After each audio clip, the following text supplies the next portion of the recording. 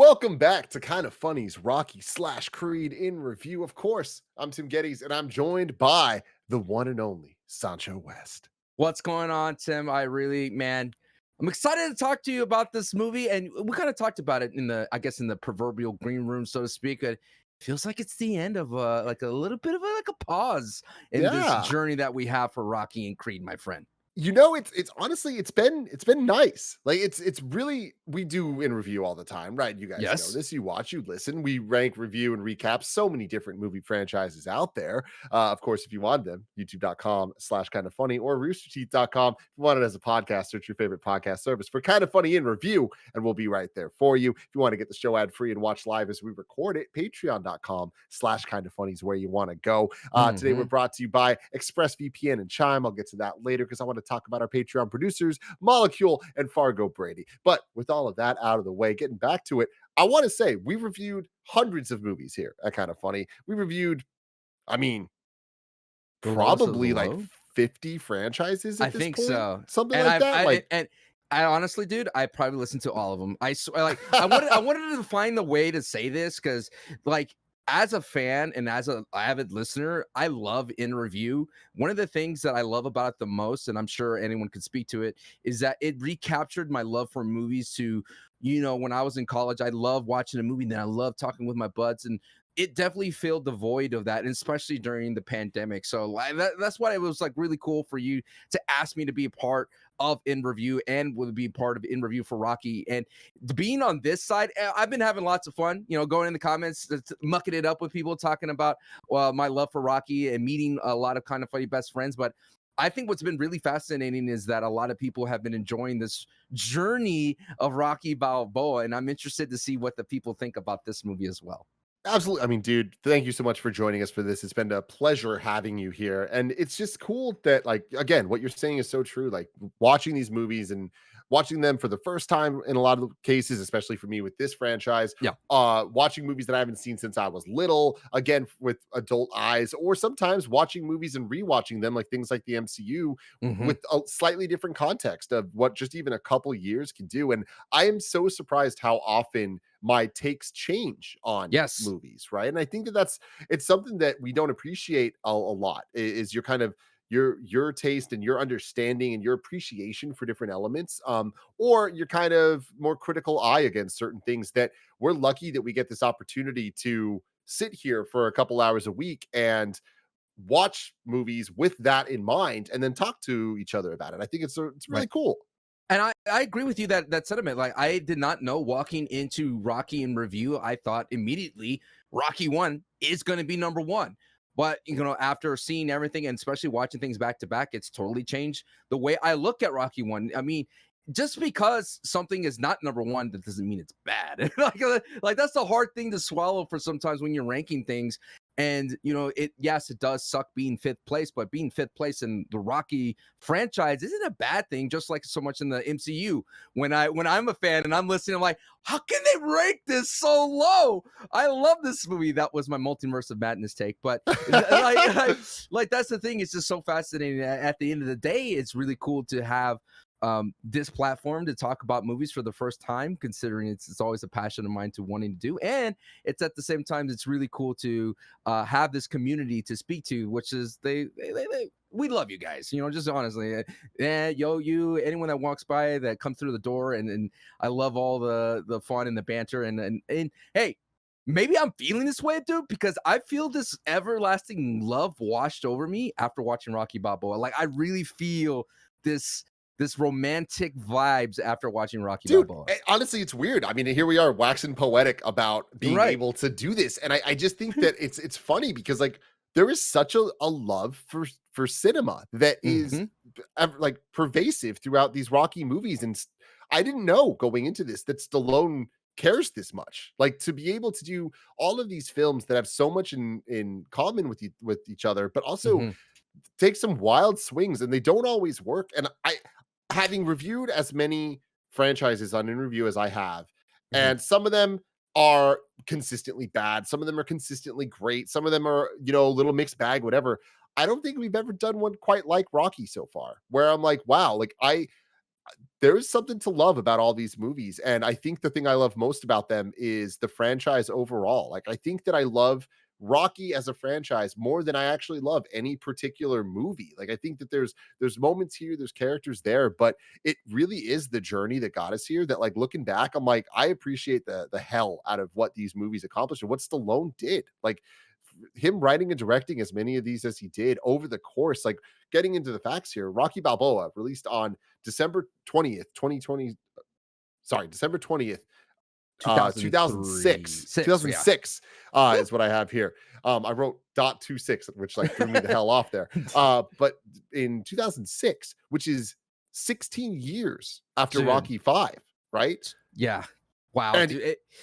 I was gonna say, when I first watched this movie, I was in college, and I remember I was dating my wife, my girlfriend at the time, and I was just floored to the thought that at this point in Stallone's career, he was re-glorifying these old characters. He did it with Stallone, with Rocky Balboa and Rambo. But when the movie, being in that movie theater, and the title scroll, and it has like bah, bah, bah, and you're like, I am literally about to watch Rocky movie in the movie theater. It was kind of like the same vibe of seeing Force Awakens. Like when the thing was like, dude, this is it. I'm watching a Star Wars. Granted, I saw Phantom Menace when I was a kid, but it doesn't ring the same way as being an adult about to walk into such a revered franchise for the first time, and it's like you're about to see the next installment in the movie theater. So immediately I got all that kind of sentiment when I was watching this movie this time around. and dude, it's wild, right? 2006, that is so many years after 1976, the first movie. And I joining us know. right now, he was a little late having some computer problems, but we have the Nitro Rifle, Andy Cortez. What's up, gamers? What's up, Andy? And he's Look, he's going to be voice only for this one, so you have to look at these faces for the whole thing. he's But here. Look, he's right here. I'm there There in he is. spirit. He's I'm there in right spirit. here. He's right here with the Nitro Rifle shirt. there he is. And Nick is on vacation, so he's not joining us, but unfortunately, he has sent me his thoughts to read, and he also sent me the plot to read. So we have 6 pages of something that we're Oh, going to go God. into. But Andy, you just kind of missed a little bit of us just kind of reflecting on this journey kind of coming to an end, and how we're both saying that, like, this feels different for an in review. Like, there's something about it that this franchise is just special. And it's like, not that it's better than, not that it's anything. It's just like, there's something kind of magical about it. And I think a lot of it has to do with, I think we take for granted even movies in general and franchises, and what in review is us looking at franchises for the most part, sometimes directors works and their collection of work. But this is a weird example where it's kind of both, where it's Stallone directing all of these but also being in them, and a franchise that has essentially existed as long as blockbusters have, right? Like, we are still kind of in this early phase where we've covered so many franchises over the last couple years on the show, but, like, there are so few that date back this far and that are still continuing to this day successfully, especially in the case of Creed. But I don't know, I just think it's kind of cool that we're here talking about this movie now. Yeah, I had a blast with this movie. I did not expect to feel the way the movie made me feel. And I think that is just sort of a testament to how good these movies have been. Um, this movie made me feel stuff that really none of the other movies have really made me feel. And I think a lot of it is because of sort of this storied franchise and history. And yeah, by the end of it, I was like, oh, man, I'm really emotional right now. And a lot of it is looking back and just seeing sort of the end of it happen there. And it doesn't matter what the outcome of the fight is. All those emotions were there. And it kind of felt like I got the ending that I had been looking for in a lot of the other movies. And Yeah. a lot of that is just more modern filmmaking sort of coming into play. But I think it worked out perfectly. And, this movie isn't without its problems. I think there's like some dumb moments in here and there. But like by the end of it, I was like, God damn, I was not expecting to feel this way right now. Like tears were kind of like my voice was cracking up at the end of it. It was very, very emotional. And I think, yeah, I was not expecting to feel that way. Yeah, absolutely. I mean, just getting through the rigmarole real quick, there's not much left, but directed and written once again by Sylvester Stallone, music by Bill Conti, the GOAT, same guy from Karate Kid and the majority of the Rocky movies, Except uh, Rocky 5. except Rocky 5. Yeah. No.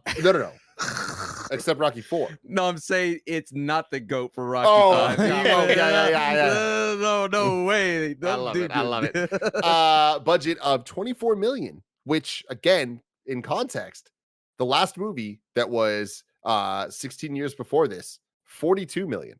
So a Holy substantially shit. less amount going into this. Rocky 5 made 120 mil. This made 155 mil. So Nice.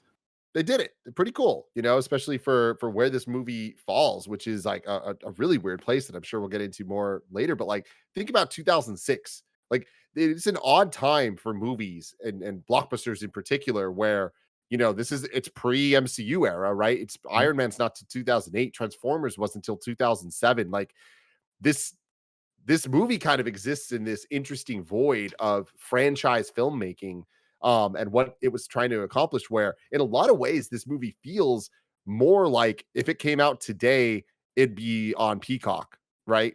And it'd just be like, it's less of a movie and more of a retrospective of a franchise in a lot of ways, and it would totally work. But I love that this was released the way that it was in theaters, and that Sancho got to see it as an adult, and understand the legacy of this franchise. But pretty cool.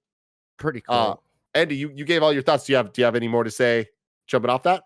I mean, I'm sure we'll hit those certain moments that we're gonna either laugh at or make fun of, or sort of applaud. But yeah, I don't know. There's not a whole lot else for me to say other than that. I wasn't expect. I think like at the end of the Karate Kid movie, that Mhm. movie hit, and that moment hit, and that final fight scene hit. And I was like, God damn, dude, what a movie! And I don't know if I had ever felt that way about really any of these Rocky movies. So to kind of feel this way by the end of it, and I think it's just a lot of enhancements in filmmaking with how they sort of frame the boxing match. Mhm. And I think it's just done a lot in a more modern way that makes a lot more sense, and I think builds tension more. Having the commentators that and you've heard before commentating boxing matches, and uh, yeah, I think they just kind of nailed it, and I was pretty surprised by that because going through a lot of the rest of it, I'm like, oh man, they're trying to grasp for a lot of these little nostalgia hits that just aren't quite working out for me all the time, and they're reaching for a lot of these moments, and then we get like the clip of Mickey yelling in his corner, like it flashback, like, oh man, they're fucking doing it, and they nailed it. Yeah, man. Like uh, jumping off of that, like I totally agree with you. It's so funny how much they made reference to anything they could, right? Like this is Hmm. nostalgia of the movie. If there was something, they're gonna reference it, to the point that we see this girl and he seems to kind of know her or whatever. And I'm like, is this gonna be that fucking girl that he walked home in movie one? Oh yeah, it is. They're committing. And to me, that was kind of the moment where I was like, you know what? I'm going from making fun of how much this is just self-referential nothing to like they're committing so hard that they're actually saying something with it. Like it's just such love for itself in this weird way. But like before you joined us, Andy, I was saying that like I'm right there with you, that none of these movies have hit me in a way that like Karate Kid does, where it's like, oh man, this is it. But I think this franchise overall has. Like I Mhm. think that there's Hmm. it's the journey, and it's all of it together, where no one movie is that great in my mind, but overall this is one of the greatest franchises we've ever had. Like I think that it's very very special, and this movie in particular reminds me a lot of Metal Gear Solid 4, where it is one of my favorite parts of the Metal Gear legacy, because of how it treated its own legacy, Mm. and Hmm. how hard they committed to that. And there are so many moments in this that just straight up remind me of the end of that game, and like the liquid versus solid punching fight, right? As it goes through the different eras of the games, like it felt like we had that here, and like it just came together in a way that I didn't expect. And I feel like the longer this movie went on, the more I liked it, and the less I didn't like the things that I started off not liking. Absolutely. And that's a really rare thing for a movie to do. And again, like Andy keeps saying, Is this movie perfect? No. Is it even good? I'm not quite sure, but it works. And I think the fact that it works is the most impressive thing. Sancho, what do you think? Man, I love this movie, and after watching it yesterday, I love it even more. And what's so fascinating about Rocky as a character and why so many people worldwide love this character is because he stands for something and he has a message. And every movie has a message behind it. And this one hits the hardest because not only is dealing with himself in terms of getting old and age, but it's also dealing with him as being a father in a much better, different way than Rocky 5 wanted. This is what Rocky 5 wanted to be. If someone had like Rocky 5 was like a cake that they took out of the oven way too early, and it was like, bro, this I see the ingredients, but this thing looks nasty. You need to put it back into the oven. 16 years later, back into the oven, and it produced this movie is what Rocky Balboa is.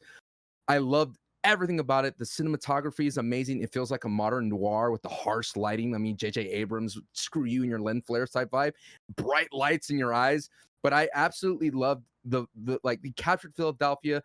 It captured everything that Rocky 1 was, the heart of it. And frankly, I really do believe that Stallone should have gotten an Academy Award for this performance, considering like he's been sitting with this character for so many years, for decades, considering that whatever that was in Rocky 5, he was able to find the center, to find the real true belief, the light, as Forrest Whitaker said in his Oscar acceptance speech, the light inside of us and inside of that Rocky Balboa character, and communicated to us what he wanted to communicate to the audience. And he nails it. I mean, the entire thing, I would say about this movie is I love everything that's out of the ring more than in the ring. Granted, what was in the ring was really cool that they presented it with an HBO way with the graphics and overlays and the commentary, like Andy said. I really like that aspect. And the way too. it's shot too. And the way it's shot, dude, it feels like I literally, Totally. when I was going to say this when we got to the point, but it feels like to me that Stallone said, there is nothing as more dramatic as sports in itself. So let's shoot this boxing fight like a sports event, because sports are inherently, there's a lot of stakes and there's a lot of drama.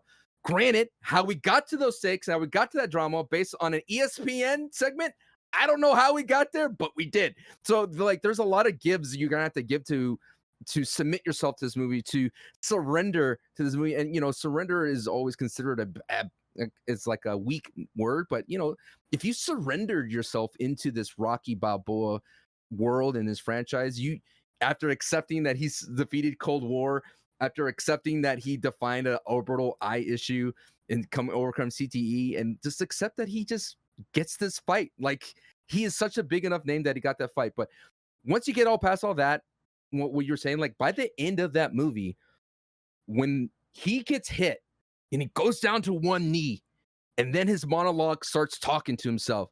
It's not how hard you get hit, it's about how hard you get hit and keep moving forward. And he looks at his son. He's like, "It's what you told the son, my son." And the dong hits, and it goes to black for a second, and he just stands up, and he has that little flare of trumpets. Like, dude, like that right then and there cements it is one of the best like ending of a franchise. It is rare air to have a movie trilogy go beyond the trilogy and go into this stratosphere that we are. There's not a lot of movies that did it. That's what makes MCU so unique in itself. But for this to be the cap size of the capsule, the cap to it all, the bookend to the Rocky part of it, I love it the most. And the reason why I like it the most is because I feel like it covers everything about Rocky. And the one scene, I think that when I was watching it last night, and I was holding my son when I was watching it because he's not feeling well. So I was watching it, and it's a scene between him and Paulie in the meat locker, and he's just like, he just has this meltdown, and it's really real, and it feels like you're watching your dad cry. So when I was watching that scene, I was like, yeah, this one's different. Like, this movie is so different, and you could tell that Stallone wrote it from the heart, and you could tell that he wanted to right the wrong that Rocky 5 was. And I'm so glad that we got this movie, because if he stopped at Rocky 5, it would have not been as revered as it is today, Rocky Balboa. Dude, I love it that you bringing up the him getting hit down in the flash of black and all that stuff. Like, I'm a sucker for the Obi-Wan moment. I'm a sucker for the mentor kind of like giving him the advice and all that. I don't think I've ever seen somebody be their own Obi-Wan. And this was all like, they did it and they pulled it off, and it was awesome. I have, unfortunately, Nick's thoughts to read. on Oh. what he thought of this movie. Here Okay. we go. It's not that I hate Andy's new shoes or even dislike them. God. Okay. Actually, it's quite the contrary. I think they're very nice looking if you want to teach Zoom workout lessons to senior citizens. This movie's fine. It definitely didn't need to be made, and it smacks of the low budget quality that Sylvester Stallone would become known for in his later years. But there are a few interesting ideas being examined in it. I like that Rocky is old and having a hard time coming to grips with his mortality. I'm a big sucker for that scene where Rocky recreates his first date with Adrian to honor her, and I like that they attempted to make Dixon a real character. I think it's a fun angle that they set Rocky up to show the current champ what it means to have heart, but I wish he had more than one scene with Rocky and Dixon. Heck, I wish we actually got to know Dixon way more because it would have given more weight to the final fight. Ultimately, this movie is about as interesting as that simulated fight. That is to say, it's a fun concept for 30 seconds. So there we go. It's so I think if he was here and he heard our love, maybe he changed, right? Maybe our power of love wash He over would have him. flip flop, yeah. He would have flip flop, but I think it's more of that he watched it right after 5. You know what I mean? He watched it right He after. actually did watch them Yeah. back Yeah. to back. Yeah, He yeah, watched yeah. them right back to back, and they're very similar in the way they want. Like I mentioned, like the 5 had a great. You guys liked 5, and I didn't like it because it was executed poorly. But 6, I think, was executed. Well, I don't know if I perfect. like 5. I don't know. I don't think we liked 5. I just didn't hate it. as Saying much it's as- not Catwoman bad, I don't know. But I'm just saying. I think Nick was like up against it. You know, it was like burning the midnight oil in that. Yeah. But I don't know. I wish he was here. I think those parts in the movie, in terms of like, how would LeBron James play back then? You know what I mean? Yeah. Essential. Like Yeah, those I do, Andy. stupid sports debates with Skip Bayless actually popping up was hilarious. Everybody always has to bring up Oscar Roberts, Bill Yeah. Russell. You know what I'm saying? Yeah, those guys are playing against freaking plumbers. Who cares? But the very, very stupid concept for this virtual fight to happen, and it's fine if it's one thing, but then it becomes like a thing they keep on referencing. Like, wow, we're really making this a thing, huh? Like, Yeah.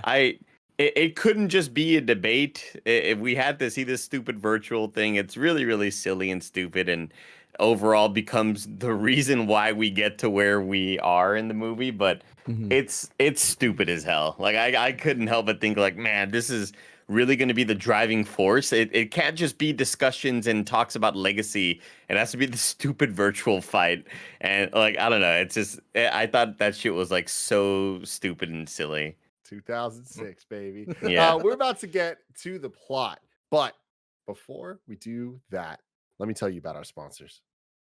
This episode is brought to you by ExpressVPN. Using the internet without ExpressVPN is like checking in your baggage at the airport without a lock. You don't know who's looking through all your stuff, finding all of your Nintendo Switches, your PlayStation Vitas, or all the other things that you're hiding in there. When you go online without a VPN, internet service providers, ISPs, can see every single website you visit. They can legally sell this information without your consent. Nobody wants that. That sounds like a bad time for everybody. You can browse more anonymously. It's easy to use and it works on all devices. I love ExpressVPN. It is super simple to use. I feel safe across all of my devices, knowing that whether I'm on my desktop or my mobile phone, people aren't getting in there. I'm safe on the internet, and what I look at, what I browse, that's mine. That's for me to know. Secure your online activity by visiting expressvpn.com/kindafunny today. That's expressvpn.com/kindafunny. And you can get an extra 3 months free. expressvpn.com/kindafunny. Next up, shout out to Chime. Like a cool breeze, Chime is a refreshing way to handle your money. There's no monthly fees, no maintenance fees, and no minimum balance fees. So it's how banking should be done. And when you need access to your money, you can do so fee-free at more than 60,000 in-network ATMs at many locations like most Walgreens or 7-Elevens. You can also send money to anyone, even if they aren't on Chime, fee-free for you and no cash out fees for them. Chime, no monthly fees, fees, no vibe killing fees. Sign up for a Chime checking account. It only takes 2 minutes and it doesn't affect your credit score. You can get started at chime.com/KFgames. That's chime.com/KFgames. Chime is a financial technology company, not a bank. Banking services provided by and debit card issued by the Bancorp Bank or Stride Bank NA. Members FDIC. Out-of-network ATM withdrawal fees apply except at MoneyPass ATM in a 7-Eleven location and at all Allpoint or Visa Plus Alliance ATM. Other fees such as third-party and cash deposit fees may apply. Chime.com/KFgames. Andy Cortez. Hit it. Here's the plot from Tim Gatties. Here's the plot. Nick is gone. Thank fucking God. Here's the plot. Give this man a raise, bro. That was incredible, Andy. I was so pissed off, Sancho. I was recording it and my computer blue screens in the middle of it. And I have to like put all the files together again. Oh, it was a pain in the ass. It was worth it, dude. It was worth it, brother. Oh, man. Do you want to hear it one more time? Here you go. Do it again. Here's the plot from Tim Gatties. Here's the plot. Nick is gone. Thank fucking God. Here's the plot. I was going to be a lot meaner to Nick, but I decided to stay. It ain't about how hard you hit. It's about how hard you can get hit and keep moving forward. Let's go. Tim, it's been a long time since I left you without a dope beat to step to. That's a Romeo Must Die reference. It is. Okay, great. Romeo, dude, Jet Li in review. What a great concept. You got a couple of movies. You got Aaliyah, you got DMX. Maybe we do DMX in review. Maybe rapper in review. You pick all. Dude, you got to do Above the Rim, Tupac. There's so many great rapper movies out there. Poetic Justice. I love the idea of a DMX in review. We could play Blood in the Sand. Oh, Blood in the Sand. Underrated 50 Cent video game. I love it.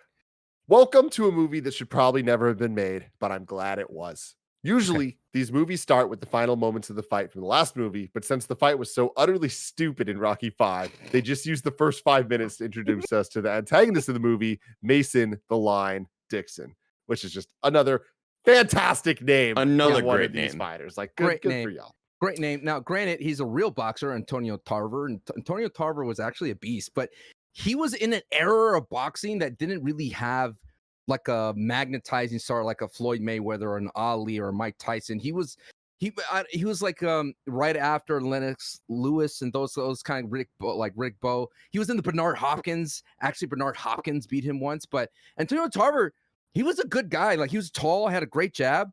But the thing about Antonio Tarver that I wish that they did more of was just show him beating Roy Jones Jr. He beat actually Roy Jones Jr. a couple times in his career. Roy Jones Jr., Andy would tell you, is one of the best boxers of all time.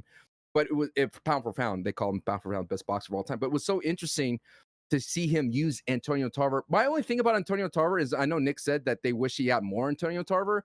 I think he just is not a great actor, so that's why they just hit him. They hit him very well, and they used him in the way that he could act, like when he was intimidated or he was trying to be intimidating. And I think I think they realized, like, yeah, maybe this guy can act, so let's just lose him less. And I didn't mind him at the end of the day. Yeah, I think Nick wanting. I think you're right. I think Nick wanting more of him may have been a disservice because he may not have been able to pull that sort of level of quality of emotion where we got what we needed from him. But if they try to dive deeper into his character and deal with, and kind of we see more of his side of things and him dealing with his agents, and if we dive deeper into that realm, I think we get more of him and thus a lesser product. Exactly. Mason isn't a bad dude. He's actually a really good fighter, and he has a magnificent singing voice. But nobody out there has the passion or the heart to give him a real challenge. I don't know. Did he sing? No. What is he talking about? I don't know. I remember this is Nick Scarpino we're talking about here. We get treated to take me back. He's probably referencing something that he saw like prior, like before the movie started in a TV commercial, and he thinks we were there. Like, he just references things. He thinks everybody's always in the room with him. Yeah, I hate him. so true, I hate man. So We get treated to Take Me Back by Frank Stallone as we once again revisit the streets of Philadelphia. It's great. It was a nice little moment. Mhm. Rocky wakes up to a picture of Adrian by his bedside table. Immediately, I was like, oh no. Oh no, it's going Mhm. to be one of those. But I think Yep. they dealt with it well. It being this is probably one of the better off-screen deaths I've seen, where they like we didn't see it, we didn't really need too much of it, but like they dealt with her loss as opposed to her death, if that Right. makes sense. It felt like I wrote a note for myself. I was like, this feels like Up, but for Rocky people. Like this her Mm, first 10 minutes is it's executed very well. And I felt like I was watching Up for Rocky. And it uses Rocky's love score really well with the Adrian's theme. And the reason from what I read in an interview, the reason why they had her death off screen was because the character of Adrian was being one noted the whole time, where she would always say, "Don't do this, Rocky, don't do this," and they felt that she would have been the same thing if she was still alive. So I like the idea of Stallone literally starting from a point of nothing. Like he can't even do pull-ups anymore when he walks out there, and he's like a little bit struggling. He's a little bit he's achy, can barely walk, and I like what they did with this character, and I like his outfit. Like he looks great. Like I feel like like when Rocky 5, when he was wearing what he was wearing at Rocky 1, it felt like a computer mod, it felt like a PC mod where he just put all the colors in. You can wear Nathan Drake's first outfit Yeah. and try to the So floor. funny. Exactly. He still has his turtles, which is awesome, which again, a fun fact from a couple weeks ago, to this day still has the turtles, which is so fun. Mhm. He feeds the pet turtles Cuff and Link, and then does some pull-ups, or sups as Andy used to call them back before Tim canceled KFAF. Andy, did we ever end up winning that streamy? No, we never won the streamy, Nick. Then he heads to Adrian's grave to hate visit him, her. God. Right? Like, it I said bothers yes- me that I he's said not yesterday on the here. stream, I don't miss him. I do not miss him one bit. He heads to Adrian's grave to visit her for a little while, and I immediately start crying. Polly's there too. Rocky asks him if he's coming back tonight for the anniversary, and Polly agrees, although they both wonder if Robert will join. Robert, it turns out, has been replaced by the kid from Heroes, who somehow looks more like Sylvester Stallone than Sage Stallone, his actual son. One thing I want to say here is I liked that he had the chair and then he put it in the tree. Mhm. Like it was just one quick little shot, but it just kind of tells you such a story that like, oh, this is a normal thing for him. Like he's always here. Like this is his spot. He has this whole little ritual. I thought that was really nice. Mhm. Rocky wants to reconnect with his son, but Robert is tired of living in the shadow of his father's legacy. Robert says, or yeah, Robert, you cast a pretty big shadow around here. Robert agrees to change his plans and join Rocky for the anniversary. Rocky spends the rest of the day shopping for food for his restaurant, which is called Adrian's. Such a good. See, it's so good, dude. Like, and then I feel like all this scene was improv. Like, I felt like him walking around asking for stuff was improv. And I don't know if anyone noticed at the very beginning, I was Disney bounding, Rocky bounding. That's why I had these glasses, the same kind of glasses that Stallone was wearing out there, the same kind of hat. But the whole thing about it is, this is what I loved about it. I was like, this is Rocky. This entire 10 minutes is Rocky's character. Him being a part of the community, him being revered. Everyone going, yo, Rock, yo, Rocco, hey, Rocky, like all those kinds of things. And he's like cool with it. He's like, yeah, I'll sign a signature. Yeah, I'll give a photo. Like he doesn't care, and that's what I love about the character of Rocky, that he's so loved in the city of Philadelphia. That's why it felt so weird when they put him in Los Angeles in Rocky 3. Like I don't like that's not Rocky to me. It almost felt like insanely biographical. To see him back shopping in the food markets and it almost felt like people taking photos in the background were real people. Yeah. Taking photos of Sylvester Stallone. Yeah. Like it just kind of made sense. And I think just the return to this state, like I think the other movies were quick to show that returning to this state means failure. And not like the state of Pennsylvania, but just like this whole area, this is you failed. You're back here. And here it just doesn't feel that way at all. Like he owns a restaurant, he's running a thing. He's not like down on his luck and like in a shitty house, super poor, like they did when he immediately lost his money. This just feels a lot more natural. This feels like what happens in a lot of actual towns when there's a hometown hero who then owns a car dealership, like Daniel LaRusso or some shit, and and he becomes super popular in the town, and like everybody knows him, and he's champ, he's Rock. The difference is Daniel LaRusso though was kind of he got to get taken down a peg, dude, by Johnny. You know? Oh, he sure, was, yeah. He was like the king of Encino type vibe, and then Yeah. Johnny was like, "Nah, bro, you're still that little scrawny guy. Forget it." I love it. I love it. So, speaking of Adrian's, Nick says, the place looks really nice. Great. Thanks, Nick. Thanks, Great, Nick. That's a good Yelp. Rocky... This reminds me of a Yelp review. Great observation. One time my mom left a Yelp review for a church and said, "Nice parking." I'm like, "Oh." Rocky lets his old opponent, Spider Rico, eat there for free. Marked out for Spider Rico. That was fun. Another thing that I don't like about little moments like that is it's clear this isn't Spider Rico's first time here.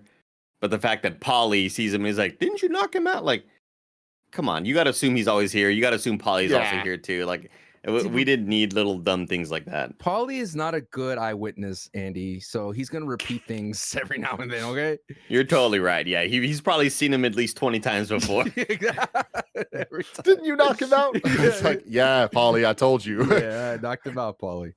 Rocky spends. How is your brain worse than mine?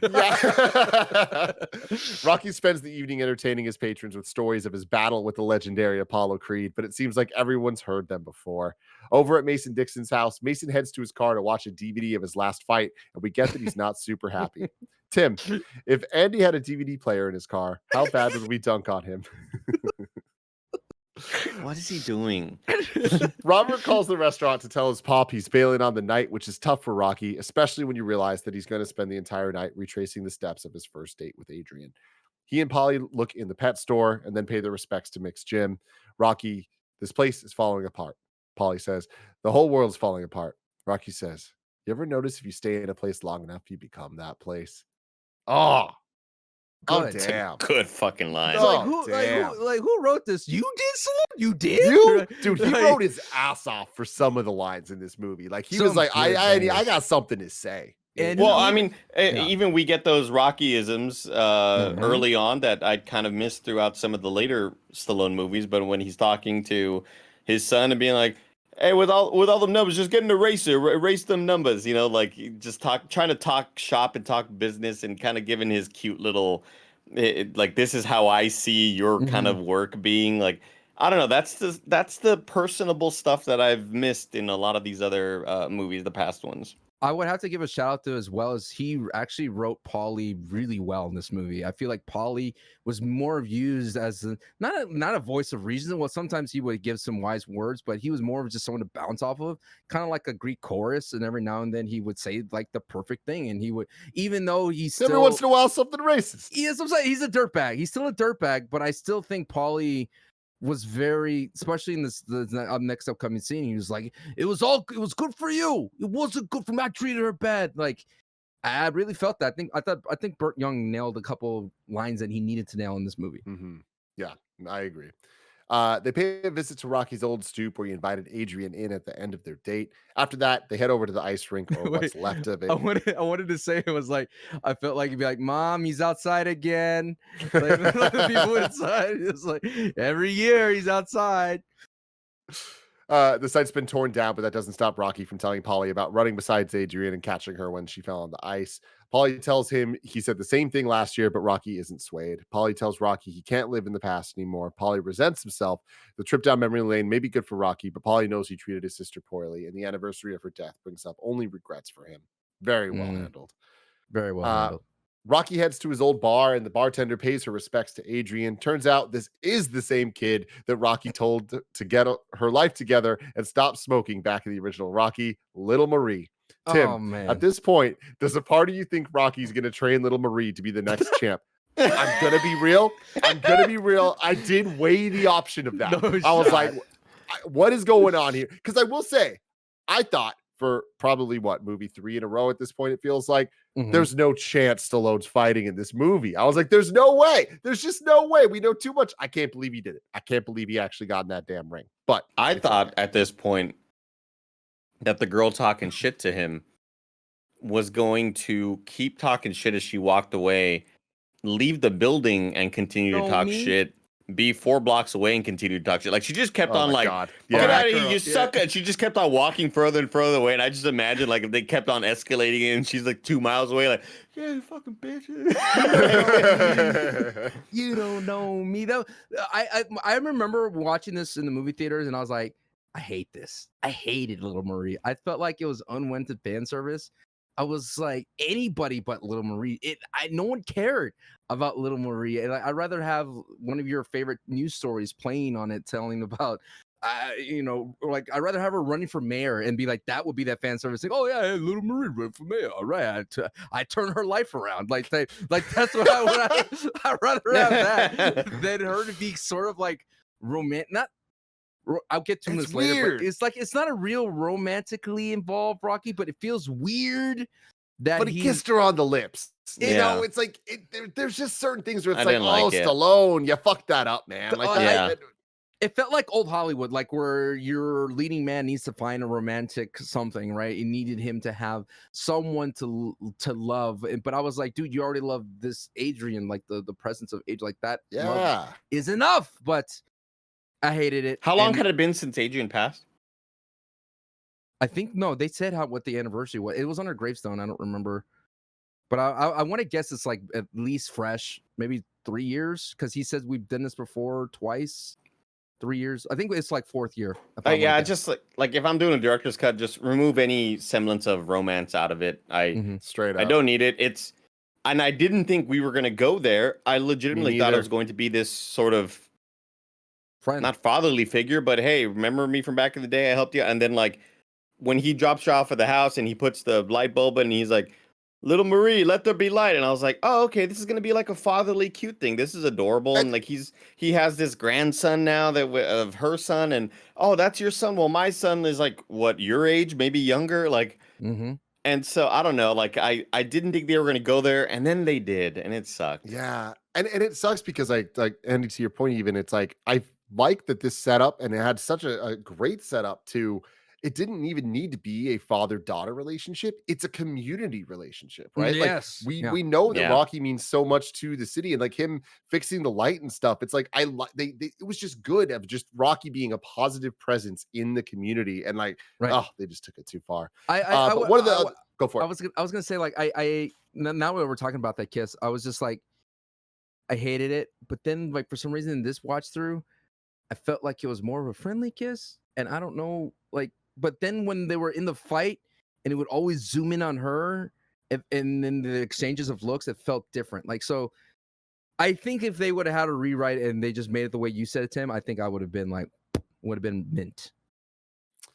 One of the other patrons, Angie, comes over and gives Rocky a hard time. Rocky offers Maria a ride home, but he's interrupted by Angie's Wait, did he say boyfriend. Angie or Andy? It says Angie. It says Angie here. I think the they guy wanted to write insults Andy. the guy insults Marie.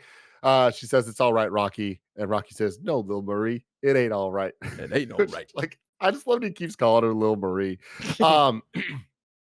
Rocky roughs the guy up and makes him apologize. I wish sometimes Andy would stand up for me when Greg starts making fun of me for being, quote, the best talent here at KindaFunny.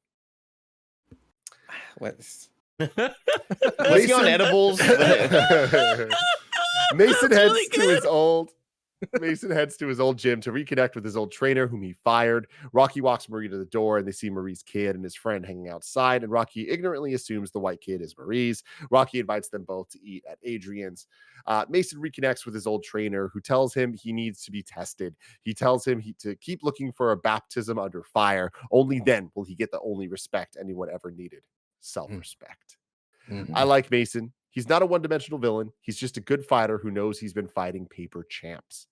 Spider Rico insists on doing dishes for his meals, and Marie and her son show up for dinner. Robert and his douchebag friends drink at a bar while the Killers plays in the background. Okay, that's what I wanted to get to. Somebody told me about the Killers. Where do we rank that song as a bar song? I think it's pretty high up there. I mean, I used to work in a bar for 2 years. It comes on. You could ignore it and you still vibe with it, but you could sing with it and have a good time with it, you know? It's a multi-purpose song for sure.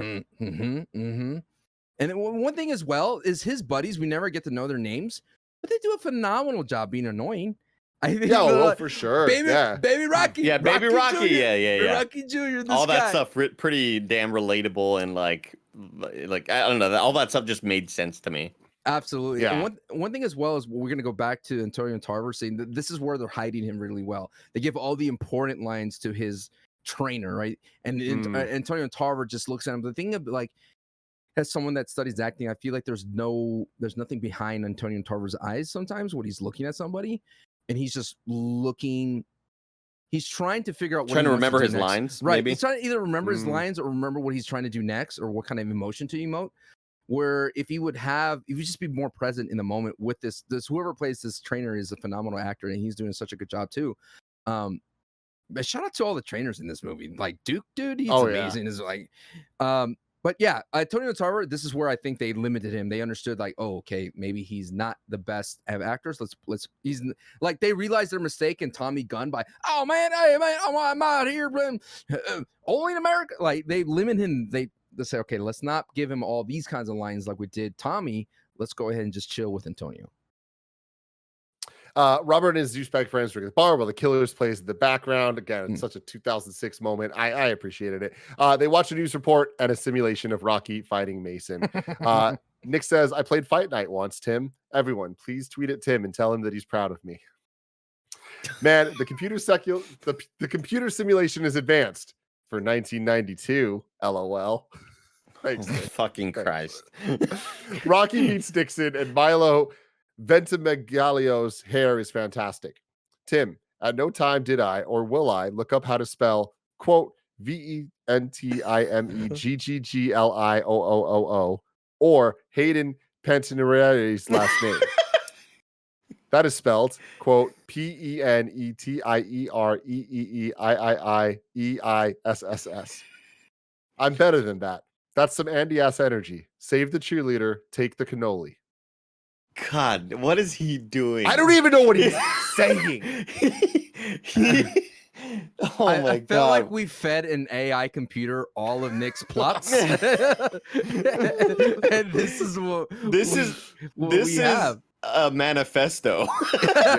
This is a cry for help. Well, the thing I want to just to pull it back into Rocky Balboa, I do think the movie's execution in montages is a lot better because it's not like so invasive. Like they do a lot of like hints of here we'll show this, like in the ESPN little package, they show all the different fights of Rocky. I'm like, cool, dude. That's a really natural, organic way of introducing the past versus in the previous Rocky, like in Rocky IV, he would hard stop and let's just show the footage as is. At least there's a little bit of artistry behind this montages in Rocky VI. Yeah.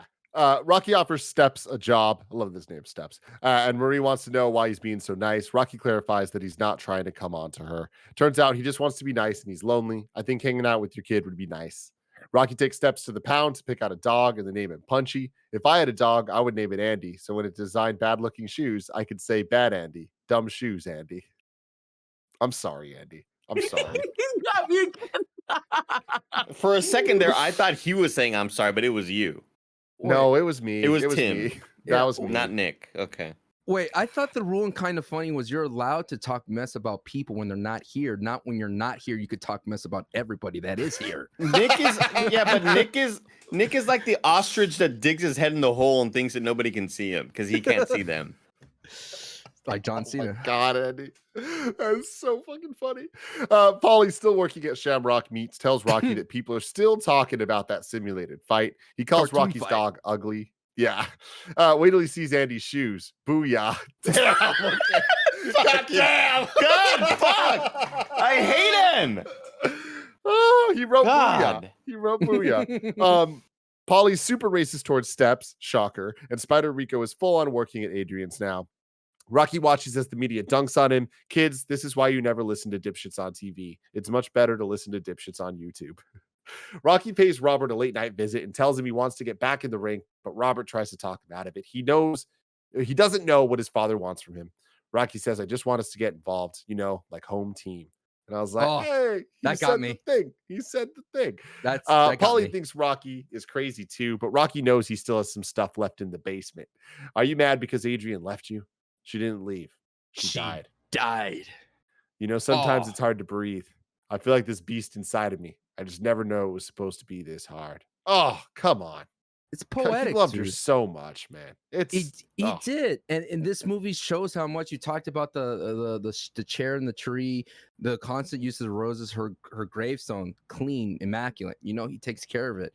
So it's that to me, when I talked about the opening of this review, it's like this scene to me cemented how great of an actor Stallone can be, and when he wants to be, he could reach down to it. Because we got to remember, dude.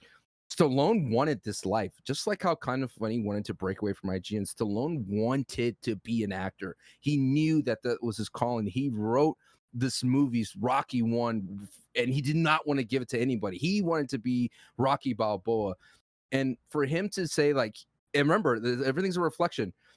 He still has it in him, and then he goes on to do the Expendables, and then he goes on to do Rambo, and he relaunches. Basically, this is a soft reboot to his career. yeah. I know Nick talks about the what is it, Millennium films that he does and the low budget. Yes, he does a lot of DVD, straight to DVD. I haven't seen his new movie, it's Samaritan. I haven't seen that one yet, but apparently it's the number one movie on Prime. But it's so interesting to see that this was a great renaissance of Stallone and the action star. And if you do Expendables in review, that franchise is so crazy. But this is the movie. This is the scene to me that kind of said like, this is a really good movie. Rocky asks Paulie to help him train, but Paulie reminds him of something he said at the beginning of the movie. If you stay in one place long enough, you become that place. Nick is 100% Starbucks now. You can milk him for coffee, Andy, and it comes out unsweetened and strong. Why strong? I love how this review is like sentimental. Can we please edit that out? Can we please edit that out? Please, I'll write down the time code. I'll handle it. It's like sentimental thoughts for me, and then dunking Andy like 10 seconds. Rocky applies to the boxing commission, and although by some miracle the irreversible brain damage he suffered after his fight with Drago has healed itself, they deny him his application because he's old as shit. Rocky reminds them about the Bill of Rights and the Pursuit of Happiness, one of which was a great Will Smith movie.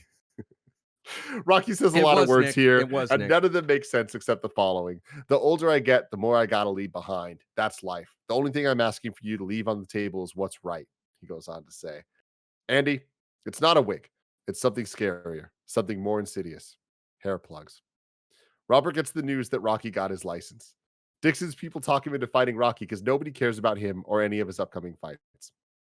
His manager tells him, don't look at me like I'm messing with your legacy. Every jock thinks they got a legacy. A legacy is what you get instead of getting paid. Dixon tells his team he's going back to Martin's gym.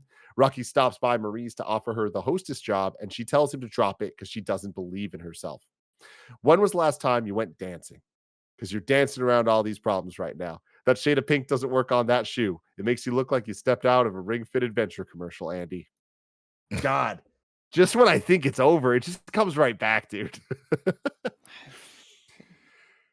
Paulie gets laid off from the meat plant the next day, probably because he sucks. No, it's not because he sucks. It's like, yo, we saw you painting on work hours. He's just sitting there painting this coal mine. Like, that was weird. That was fucking weird for Paulie. Well, that's why he got fired. I mean, then he comes to this restaurant with like 5 or 6 paintings. So clearly, they saw him on the cameras. This man is, I don't know what are you doing. You're just sitting there and amongst his meats painting. He's like, he wants peace now. He's in the later stages, but he's like Bilbo knowing that he's gonna die, and he's like, I'm just gonna go write my book. Maybe he was quiet quitting, as they say. But one thing that was sad, going back to a little bit, because I know like Nick's plot is just like literally fast forwarding through everything, but having Stallone go to Paulie, be like, hey, you want to stop by train, and for Paulie to say no. Remember this entire franchise, Paulie was begging Rocky, let me be the one to train. Give me a job. Give me a job. And then it just shows you how lonely Stallone was, that even Paulie said no, didn't want to see him train. Like, that was just like, that takes me back to Rocky 1, when he was like, I'll train by myself.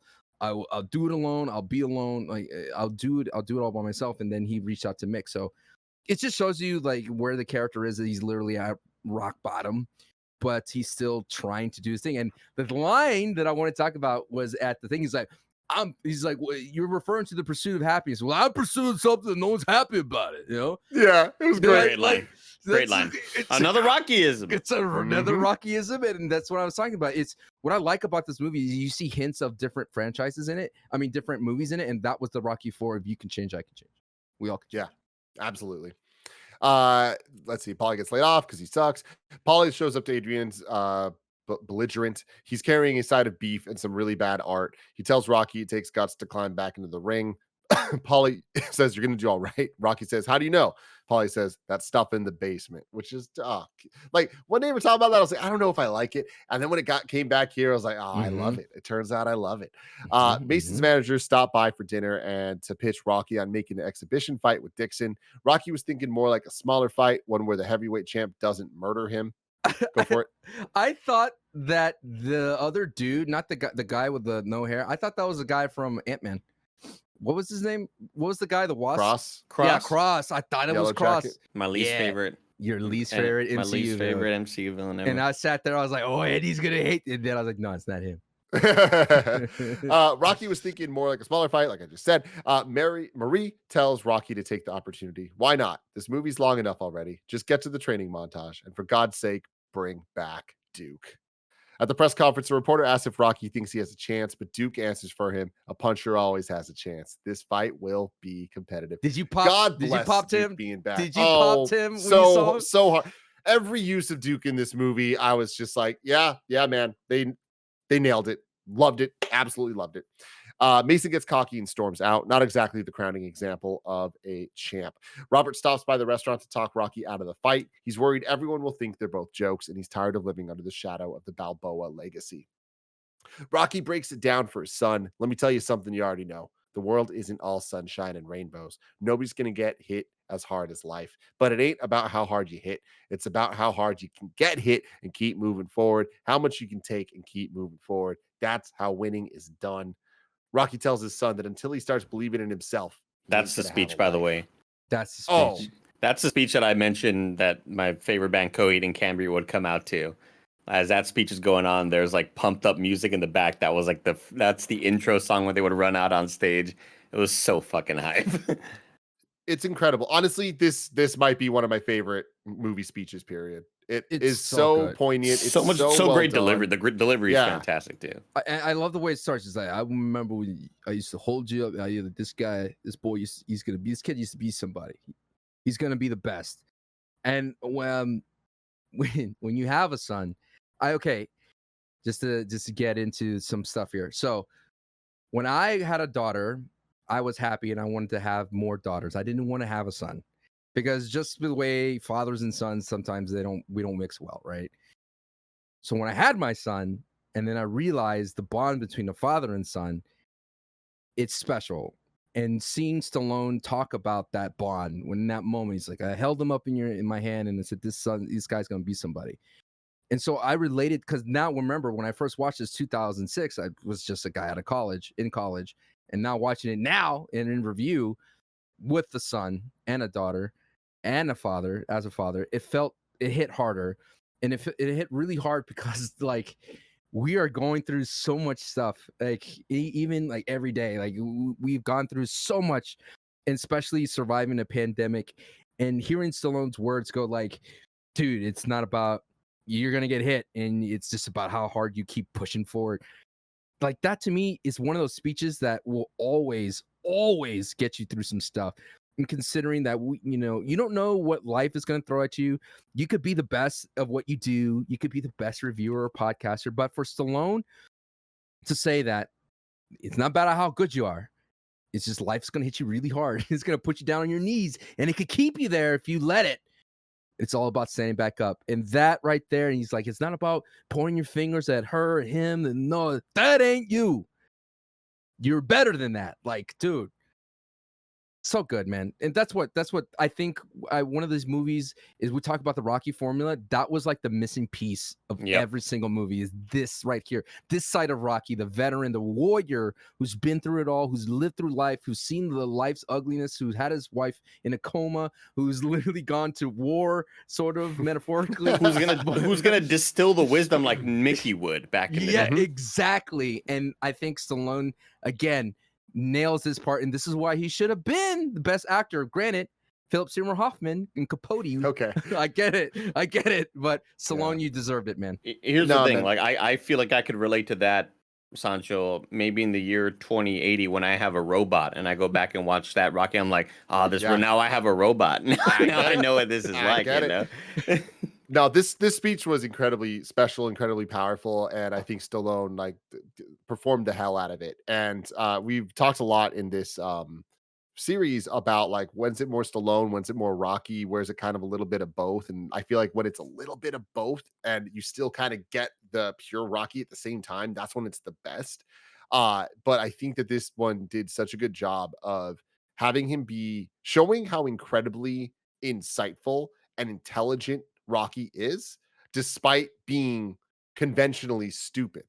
And Right. they like, they've shown us that in the franchise so far, right? And Yes. like to go from him not being able to read to giving this speech, I think is a very, very, very powerful thing that is earned beyond anything. And he's used like every time people insult him, he's like, he shrugs it off, but then he's like, it really did infected me. Like when he says like all these things people say to me about the reporters or the pundits about him as a boxer, and he's like he like shrugged it off. He's like, it doesn't hurt me, but there's a real sophisticated human being inside this big tank, this Italian tank, as Mickey would say.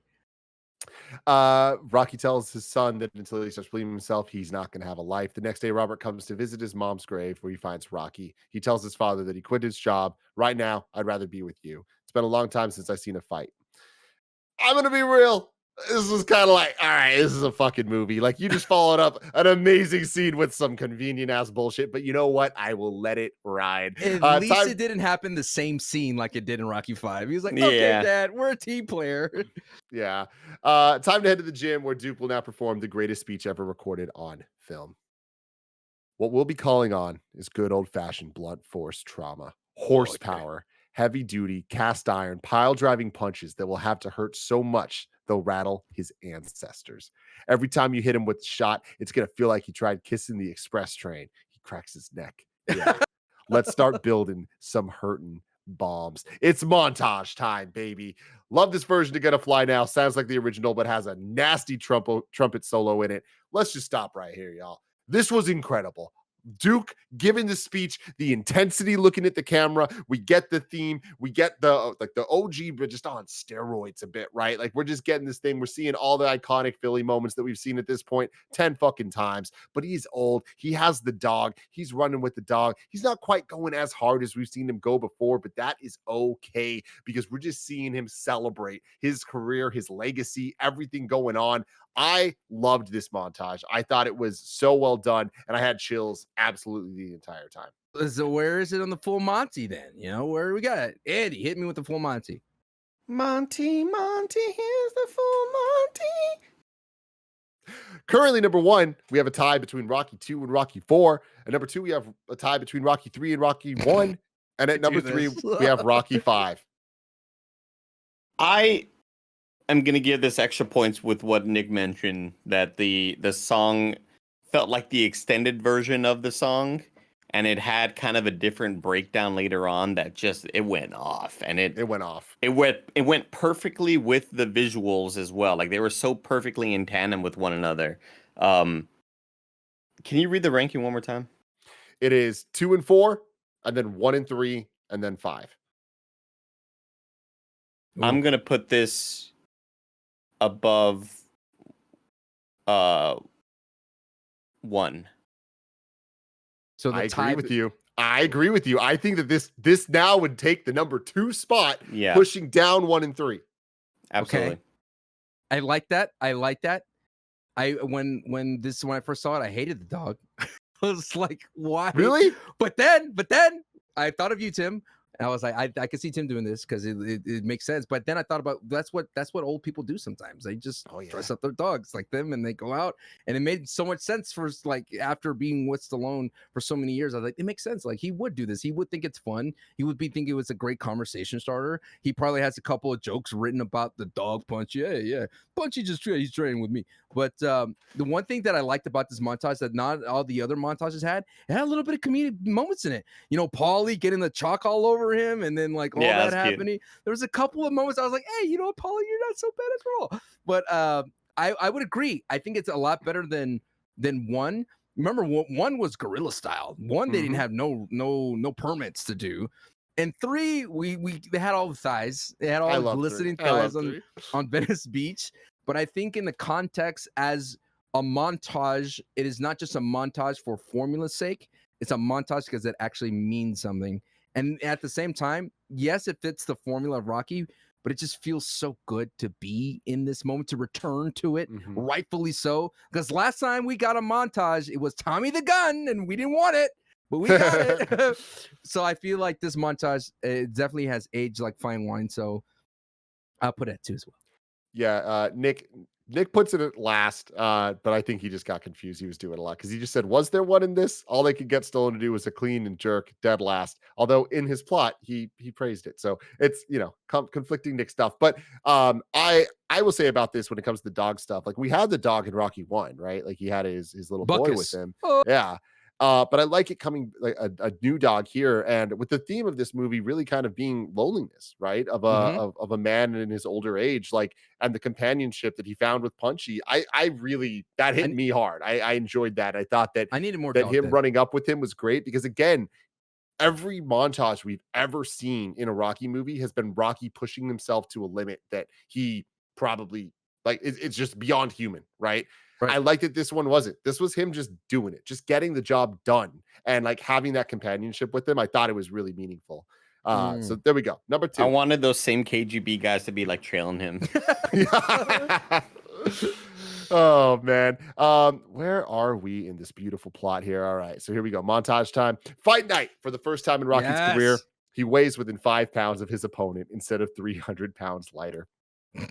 Dixon pulls Rocky aside and tells him he'll do his best to carry Rocky, but if the old man cheap shots him, he'll destroy Rocky. Dixon says it's already over. Rocky, ain't nothing over till it's over. Dixon, what's that from? The 80s? Rocky, it's probably from the 70s. And I was like, they committed. This is so dumb, but I fucking love it because they committed that hard. Later that night, Marie brings Rocky a picture of Adrian to keep him safe. She thanks him for helping her and her son out. Tomorrow, you're going to prove that the last thing to age on someone is their heart. And I was like, God damn, Stallone, you wrote the shit out of this movie. The next day, Jim Lampe and Larry Merchant do the pre-fight presentation as Spider Rico says a prayer for Rocky in the locker room. On the way to the ring, Paulie pulls Rocky aside one more time and tells him to get everything out of his system tonight for once and for all. Rocky comes out to Frank's. Go for it. I was going to say, going back to it, the HBO presentation of this sold this whole thing for me. I like to echo what Andy said. Having Jim Lampley and Larry Merchant and Andy, who was the Max Kellerman? Max Kellerman is like a boxing. He's like one of the best analysts out there for boxing. Like when they showed when he goes, Jim Lampley was like the city of Las Vegas. I was like, oh, okay, this is where they're going, and it shows the Mandalay Bay, and the graphic package comes in, and it shows Stallone, and then it shows Antonio Tarver or Mason the Line Dixon, and then at the same time, I know we're gonna get into it. He will probably say in review, but it has Michael Buffer, like the whole package. I know that Stallone won it, and even at the same time, they didn't choreograph this fight. It was actually them throwing punches at each other. Oh, really? Yeah, that's why like the moments where Stallone hits his gloves together and he's frustrated, it's Stallone being frustrated that he can't get Antonio Tarver because he's a world-class champion, a multiple-time champion in different weight classes as well. So Oh, sorry. Go ahead. I was gonna say so like this whole entire presentation felt better, and I like that it's only for a little bit, and then we get into the actual Rocky type way of presenting a fight. But having Jim Lampley and Larry Merchant and Max Kellerman solidified how, at first I thought I hate that they're bringing Rocky into the real world, but Rocky has always been a part of the real world because remember, Smoking Joe Frazier walked in and introduced himself, and before Mhm. Apollo and Rocky fought, so he's always been in our world. So just to have him in our world in a media way really sold the fight for me. And I think it added to the realism of all of it as well. Like it just felt like you were watching a fight and it had that intensity. And I think that carried those early rounds a lot. Like Mhm. we know what's going to happen. We know the formula. We know how these are going to go. Like there's not going to be a knockout in the first round. And I think just the way that it was framed and shot, because they were just using like broadcast cameras. And I guess I always hate it whenever I watch sports movies and um, the football field's like super dark or the basketball court's like super dark. And it feels like this feels like a movie. This doesn't feel like I'm watching an actual sports event. Mhm. Like there's no filmic lighting in any of this except for like a lot of the green screen moments where you could see like Right, the they had crowd to do reshoots and you see the crowd kind of behind Stallone and looking stuff. like a Street Fighter scene. Yeah. Yeah, there's like a lot of moments where the green screen stuff they have like that sort of bloom soft edge around them that isn't done super great. It's kind of noticeable in some spots, but I just love that it is like they didn't really make any concessions to make this look like a movie in those early parts. Obviously, when it starts to get very filmic near the end, and we get like the black and white with just the red blood showing all those little sort of artistic Nike commercials type vibe. yeah, it kind of it becomes like more dramatized later on, but yeah, I just love that this feels like a sports event and it felt intense because of that. Mhm. Yeah, Andy, the note that I have like towards the end of this fight is that this is the Tim Geddes edit of this fight. They weren't actually supposed to hit publish on it, and Andy should have stopped him because like they go way too hard. Like it is so stylistic, it is so obnoxiously over the top, and I fucking loved it, baby. Here's the thing, though. I've been wanting entrances. I've been wanting entrances the entire franchise, and they have let me down time and time again. And we're Mhm. finally gonna get one. It's Vegas, baby. HBO presentation, and Rocky comes out, and it's not Rocky's theme. And I was like, boo! I want a fucking refund. I hate this. But then I realized it is High Hopes by Frank Sinatra. And all of a sudden, I was like, once again, this movie proves that I'm a fucking idiot. And the moment I don't like something in it, I'm going to end up loving it. This was art. I loved it. Him walking out to this song felt it. This was the moment that the movie turned for me of just good feelings of like, God damn, I love Rocky. Like, fuck yeah, I love But this it could have man. been He Eye of is the Tiger. awesome. Oh, it could have been. Oh, it could have been so many things. Especially with Andy. like obviously like that song doesn't exist in the real world, but with as much as Apollo kept on referencing it in part 3, like it could have just been straight up Eye of the Tiger, and that would have been just as hype too. But I just love it because Oh, it was a different type of hype. To me, it was the heartwarming hype where it kind of cements this movie as that legacy thing, right? Of yeah. like this is an exhibition match, and like this is not hype Rocky. This is like kind of let's remember Rocky, you know? We're I introspective here. I Yeah. feel that. I feel that. And it's interesting when a fighter, a boxer, because when I was watching this, it reminded me of the times where my dad would buy pay-per-view and the whole family would come in and we would watch a boxing fight, especially Oscar De La Hoya, right? And Oscar De La Hoya always came out to some like mariachi music, like really like North Mexican music, like hardcore mariachi. He wear the sombrero and he had that. And I felt that vibe when Stallone walked out with Frank Sinatra's music. So, and I like how Paul's like, it's Sinatra. I love it. You know? Yeah. No, it's great. They have fun with it. And then Dixon comes out and it's a 3-6 Mafia song. And I Yeah. had one of those moments here where I was like, I know this song so well. I don't know the title. I have never listened to it myself.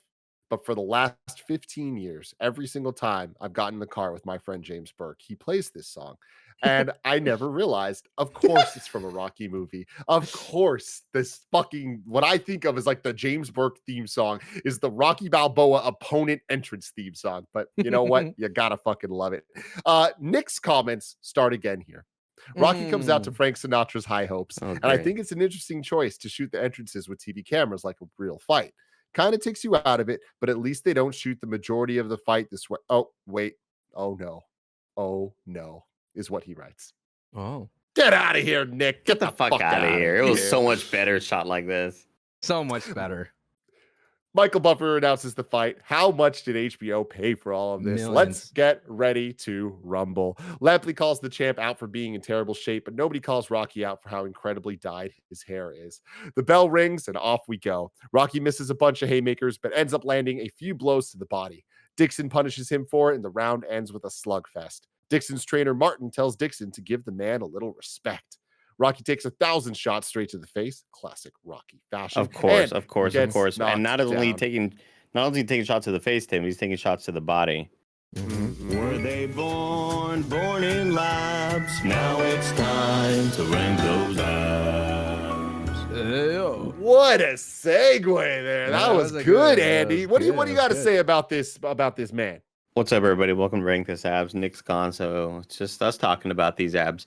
Man, I don't know what sort of roids they're pumping Stallone with. I mean, this dude is 50 plus, and like these shots of him where he just like, if you just Google Rocky Balboa movie wallpaper, there's a shot of him with the bloody eye, and Duke is behind him, kind of like, he's about to put his coat back on. It looks like the match is over.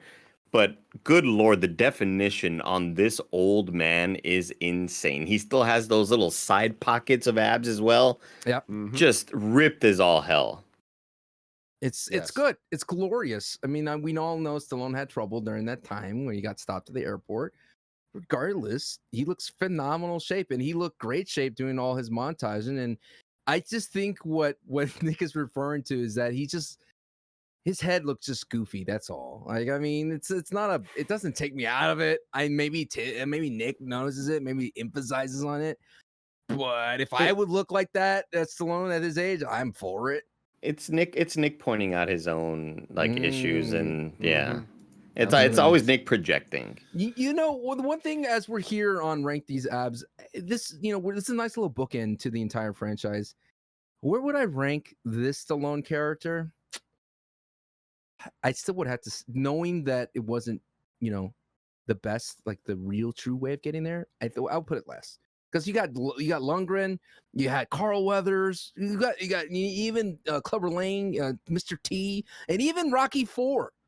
I felt like was much more. I mean, what percentage was it? Like 0.0 something? Yeah, Like, it was insane. Wild stuff. It was wild stuff. So I would put it last, but out of respect. There's no out of respect of the others. I'm grading this on a massive curve still. It is. Oh yeah. The age that we're talking about, he looks incredible. So like whatever you're shooting yourself up with, keep doing it, Sylvester. It's Dragos, dude. Dragos special stuff, dude. He pops back up and opts to continue after being knocked down. Dixon knocks him down again. They would definitely call it at this point, but Rocky pops up once again. Duke screams for Rocky to let it go. Dixon fires back hard and breaks his hand. Rocky goes to On work. his hip. He rips away at Dixon's body and puts him down with a massive blow to the kidney. Round 2 comes to a close, and Merchant has the line of the night. Welcome to Rocky Land. It's montage time, and I'm glad we went back to filming this like a movie instead of an actual boxing match. It works way better, in my opinion. Every round is all-out war. I will say I liked it. I did like that they transitioned, though. Yes, I think that that's it what I like. kind of, Right. it made it. Oh, cinematic. same. Yeah. I mean, Same. it feels like two different parts. But again, like, I think if you film the beginning of it, like the rest of the way the match is sort of played out, like there's no new elements there. We know that Rocky's gonna get the shit beat out of him because he has to in order to come back and be victorious or be heroic at least. So like the element of it just added to the intensity for me. I don't think it would have been as intense for me if it was shot like the rest of the movie is shot. I agree. Every round is all out war. There's a lot of flashbacks and black and white and slow-mo and that flash frame sound effect and pretty much everything the editor could think to throw at the screen to make this even remotely exciting. This is the bit that I was talking about that feels like a Tim Geddes edit that didn't get any approvals. A lot of it is the music choices too, Tim. Like they're using weird music that's kind of feels like, I don't know. It feels like NFL films, right? Like the frozen tundra in November. But that's like epic. And like that stuff is epic. I'm talking like there's some music hits and music stings and weird strings and odd uses of sounds that makes it feel like a suspense movie or Yeah, there's some weird moments here where it's like, oh, I don't know what they're trying to evoke from me right now.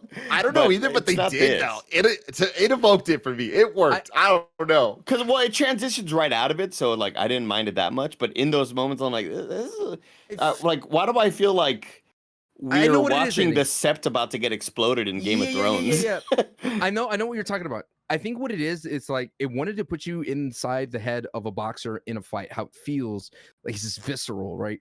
You're like it wanted to give you that feeling that when Rocky got hit, it like messed like it triggered a memory in his brain and it sent like this shockwave all over his memory, and it wanted to make you feel like you were just disoriented. And I feel that same vibe was like you felt like you're getting pummeled, so that when it's all this chaos happening, so that when it gets into the end and everything slows down, like that's what I love about Rocky fights, is that it always has this montage to make your heart rate go up and confuse you. In Andy's case, like I guess the disorienting feel does make sense. Yeah, right. It's like what's happening here, but then it goes, all right, last round, and then just the beat just goes, it just brings it in a little bit, it slows it down. Maybe they have a stand up, and then when Rocky, like I mentioned, we're gonna get to it. When Rocky goes down on that one knee, that is when you realize you just been on this ride and the drop is about to happen. Yeah. We enter the final round, and Robert tells his dad not to take any more chances than he needs to. You got nothing left to prove. like Duke was like, let me give you some much more. And he's like, wait, no. I need to talk, okay? Dad, you don't have to do it anymore, Dad. Get the fuck out of here, Robert. Like, get out of here, Robert. I gotta go out of the way. I gotta go out. One more round, then we go home.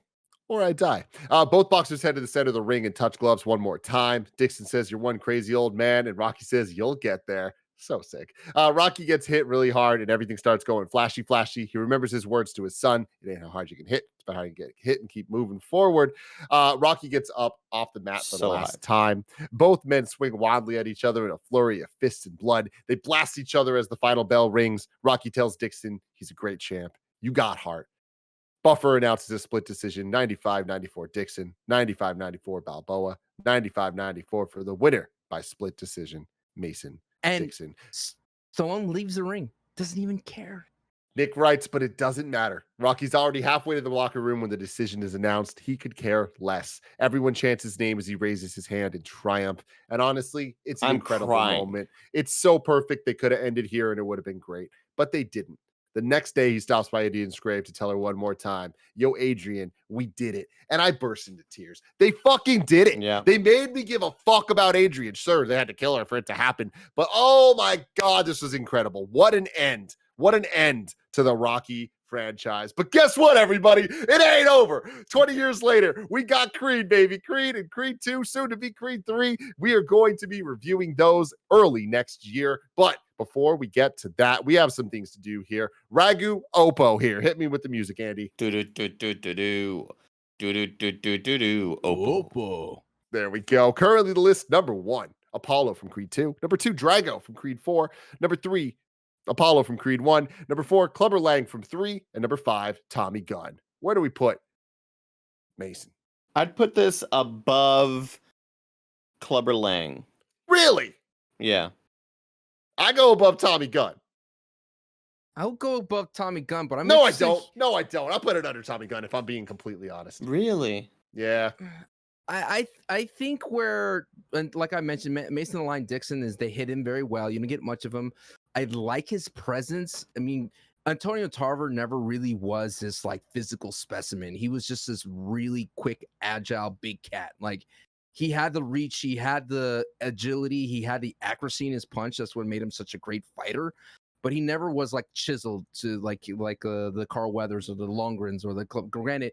Those guys are more movie boxers. This guy is a legit champion. This guy's like the real deal.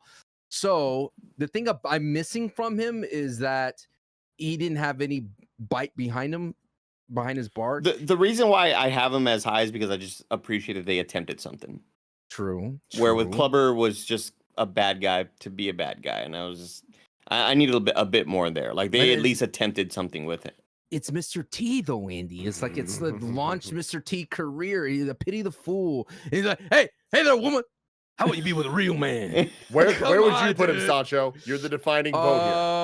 I would definitely put him just right above Tommy the Gun though. Okay, that's exactly where Nick puts him too. So that is the winning vote there. So we got Dixon. Now we got to hurry up here. Kev has to go get his car. So sorry I'm Okay. rushing through this, but we got the final things here. Final fight height. Currently, number 1, we have Rocky 4. Number 2, Rocky 2. 3, Rocky 1.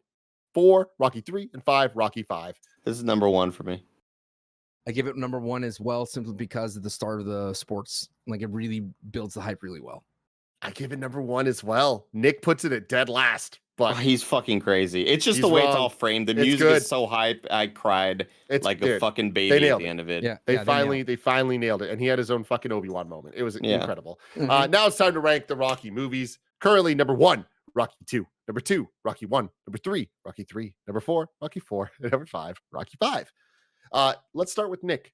Nick says, I'd put this right above Rocky 5. I think it has a few nice, heartfelt moments, and it's nice to be with Rocky in his later years. I like the relationship between him and Marie, but I find myself wishing he had more time with Dixon so they could have actually meant something to each other. This might actually be the only Rocky movie I wish didn't end in a fight, because the exhibition match is the only ridiculous part of an otherwise interesting retrospective on Rocky's life. I'd put this at number 3 underneath Rocky 1. I put just it at kind of number respect Rocky 1 and 2 a bit too much, and I just love Apollo Creed's presence. Tim? I go number 2. I I go- think that I love Rocky 3. I love Rocky 4. There's a lot of good in there. But I think this is better than Rocky 1. And it leaves a way better taste in your mouth, ending as good as it does. Mm-hmm. I would put this at number 2 simply because of all the things I mentioned throughout this entire review. Stallone is at his best in this movie. The writing is at his best in this movie. Adrian's presence is still felt in this movie. Paulie's at his best in this movie. The fight in the end is at its best as well. It's not hokey. It's not cheesy. It fills both lines.